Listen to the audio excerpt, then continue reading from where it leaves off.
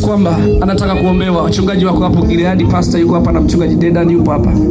Katika jina la Yesu Kristo, natamka neema ya Roho Mtakatifu ndani ya mama huyu na ikomboa familia hii. Nuru ya Kristo ikashuke juu ya maisha yake. In the mighty name of Jesus. Asante Roho Mtakatifu, katika jina la Yesu. Maisha ya mtoto huyu yamekombolewa katika jina la Yesu aliye hai. Asante Roho Mtakatifu kwa ajili ya binti huyu. Nakomboa maisha yake tangu sasa katika jina la Yesu. Kila mipango na makusudi ya shetani hayana nafasi wala hayana mamlaka katika jina la Yesu. Ninavunja ngome za giza zilizoko ndani ya binti huyu katika jina la Yesu Kristo. Bwana kamfungua na kumtetea.